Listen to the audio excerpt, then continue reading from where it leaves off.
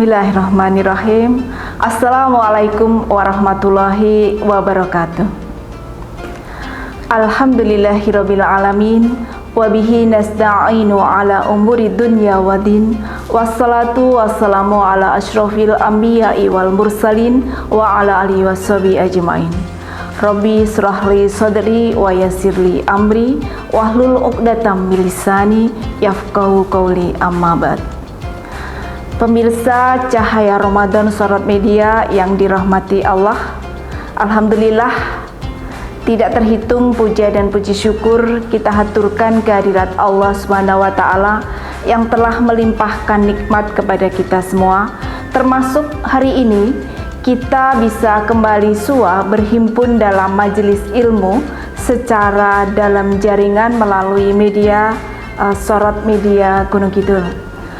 Pemirsa yang kami hormati, sebagaimana juga sabda Rasulullah bahwa tidaklah hamba Allah itu duduk dalam rumah Allah mempelajari Al-Quran, mereka mempelajarinya, melainkan malaikat turut mengepakkan sayapnya. Ya. Semoga dengan majelis ini kita akan mendapatkan rahmat juga ampunan dari Allah dan tercatat sebagai amal kebaikan kita. Salawat dan salam kita haturkan untuk junjungan kita Rasulullah, teladan kita Muhammad SAW beserta keluarga sahabatnya. Semoga kelak kita mendapat syafaat dan juga senantiasa mendapat petunjuk hingga akhir zaman. Pemirsa yang berbahagia, kali ini kita akan mengulas tentang jernih hati dalam cahaya Al-Quran. Al-Quran merupakan sumber kemuliaan dan hadir pula di bulan Ramadan. Maka Ramadan sering disebut oleh para ulama sebagai Syahrul Quran, bulan Al-Quran. Nah, sebagaimana juga firman Allah di dalam Quran surat Al-Baqarah ayat 185, A'udzu billahi minasyaitonir rajim. Syahrul Ramadan alladzi unzila fihil Qur'an hudal linnasi wa bayyinatim minal huda wal furqan. Al-ayah. Al-Qur'an sedemikian istimewanya sehingga Allah memberikan spesialisasi turunnya Al-Qur'an baik dari waktu, tempat maupun juga makhluk yang terlibat di dalamnya. Al-Quran turun dengan dibawa oleh malaikat pilihan, malaikat Jibril, diturunkan kepada Nabi pilihan Rasulullah Muhammad, dan juga diturunkan di tempat yang mulia yaitu Mekah pada waktu yang mulia juga di bulan Ramadan. Karena itulah Ramadan sering disebut sebagai bulan Al-Quran. Di bulan ini kita sering bergiat, beraktivitas, berinteraksi bersama Al-Quran. Banyak TPA anak-anak, TPA orang tua, TPA ibu-ibu, TPA lansia, ada agenda khataman Al-Quran, ada juga kegiatan sehari bersama Al-Quran, Yauma Al-Quran, ada juga tarawih dengan 1 juz Al-Quran dan aktivitas lain bersama Al-Quran. Nah, itu salah satu keistimewaan dari Al-Quran.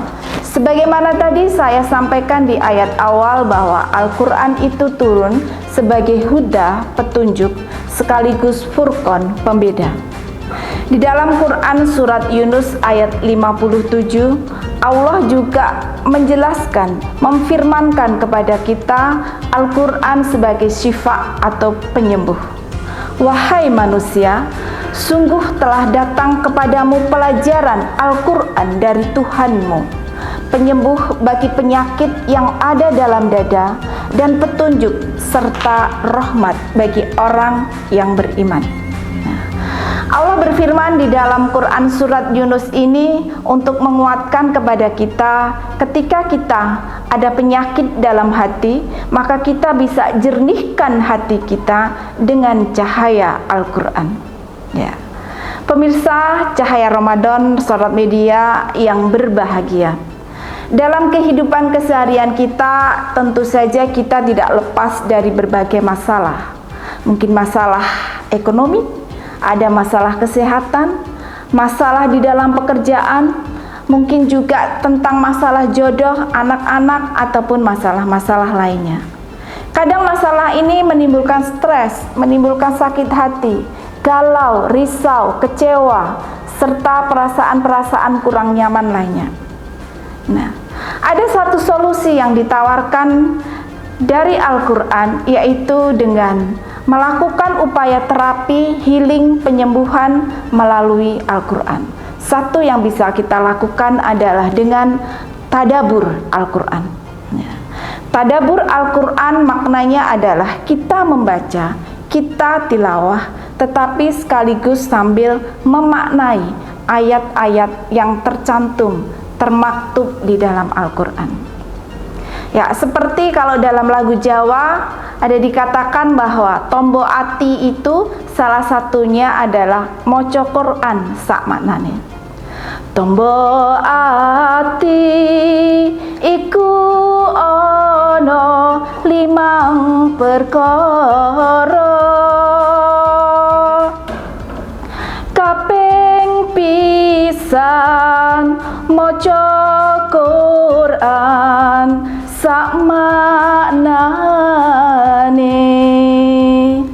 Moco Quran sak maknane. Gampangnya seperti itu ketika kita ingin mentadaburi Al-Quran.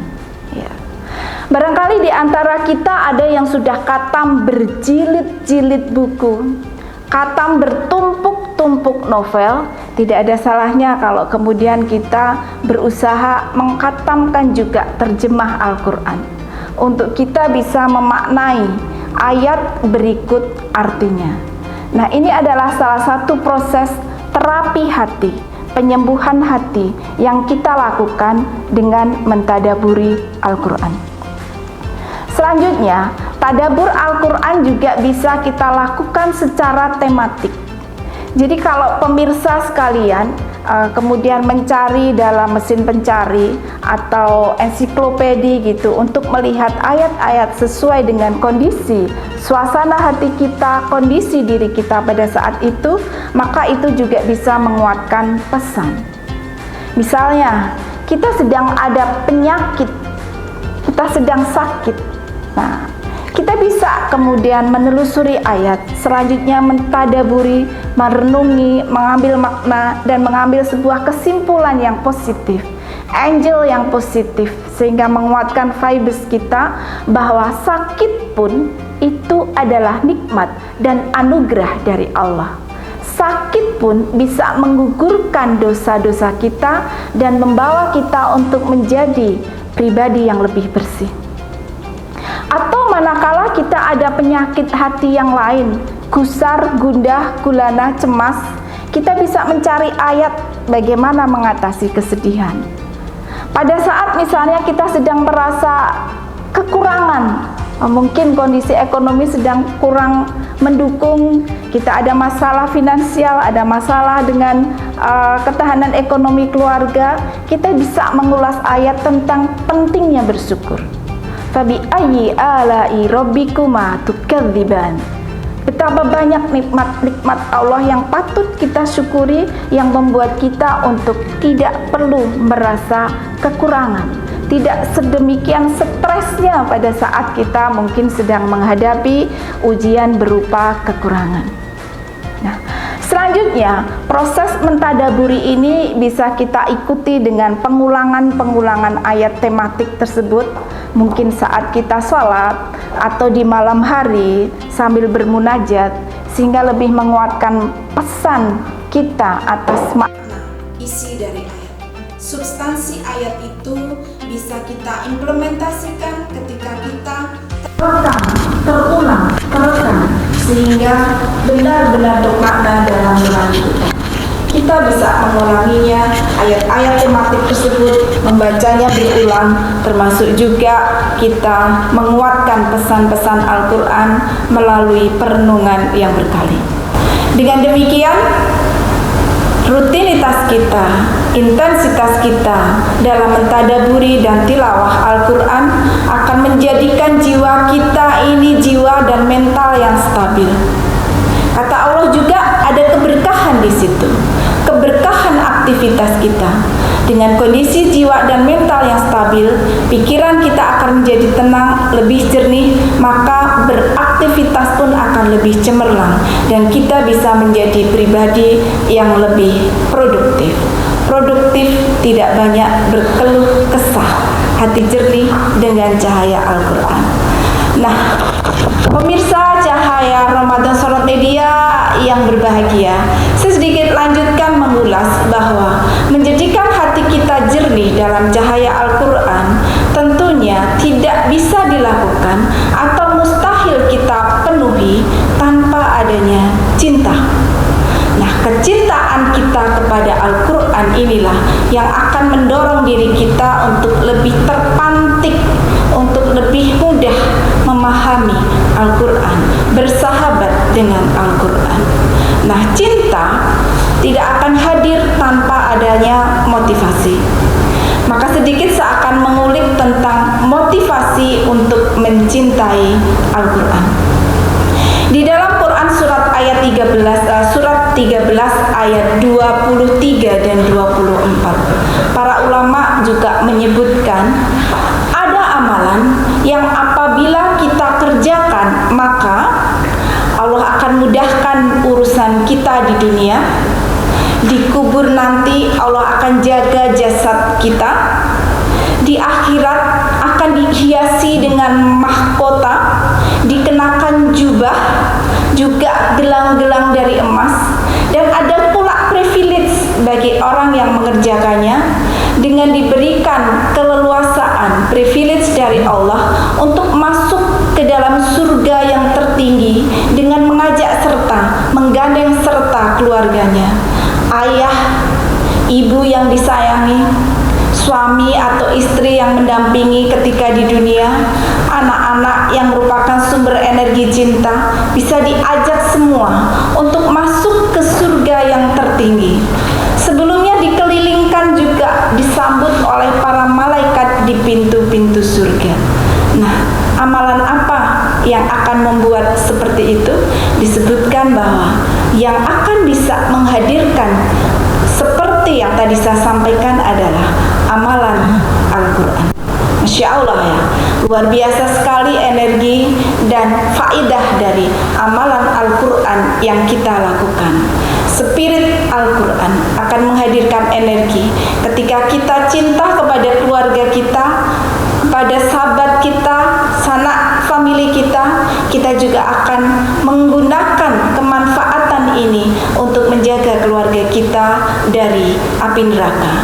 Sebagaimana dalam Quran surat ayat 66 ayat 6, ya ayyuhalladzina amanu qu anfusakum wa ahlikum nara. Amalan Al-Quran akan bisa menjadi motivasi kuat dalam diri kita untuk kemudian mendapatkan keistimewaan tadi, termasuk menjaga keluarga kita dari api neraka dan membawanya ke surga.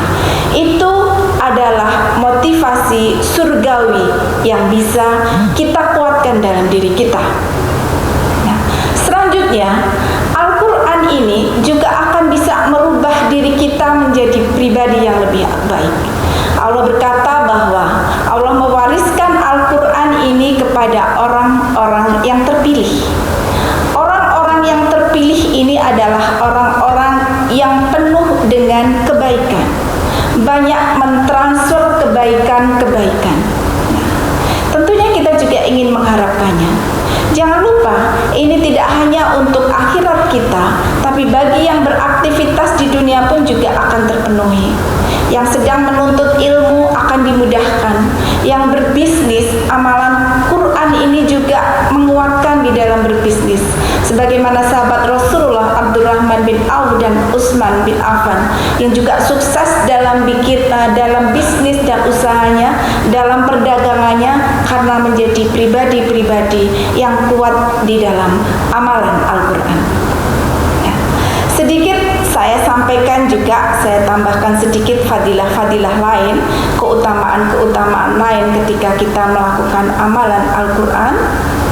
Allah juga menjanjikan pahala berlipat ketika kita membaca, bahkan dihitung huruf per huruf. Coba kita bayangkan kalau huruf per huruf, sedangkan sekarang bulan Ramadan sudah dilipat gandakan lagi, apalagi kalau kita membacanya berulang. Nah, luar biasa itu profit benefit yang diberikan Allah kepada kita ketika kita kemudian melakukan amalan Al-Quran. Para pemirsa, cahaya Ramadan Sorot Media yang dimuliakan Allah, dalam ulasan ini saya ingin menguatkan pesan kepada saya sendiri, juga pemirsa sekalian, bahwa jernih hati kita dengan cahaya Al-Quran bisa kita ikhtiarkan dan kuatkan di bulan Ramadan ini. Bulan ini adalah bulan tarbiyah, bulan kita ditempa. Ibarat atlet begitu, sebelum kita masuk ke kancah pertandingan yang sesungguhnya, bulan Ramadan ini adalah bulan karantina. Kita melalui fase pelatihan untuk selanjutnya di bulan-bulan lain kita bisa menjalani kehidupan kita dengan lebih baik dan optimal. Saya sampaikan sedikit kiat tips untuk berinteraksi dengan Al-Quran agar kemudian kita mendapat huda, agar kemudian kita mendapat penyembuh di hati kita, selesai semua urusan kita, tenang hati dan jiwa kita, tidak ada depresi, tidak ada stres, melangkah dengan ketenangan jiwa dan pikiran. Yang pertama, kita luruskan niat kita di dalam tilawah dan tadabbur Al-Quran.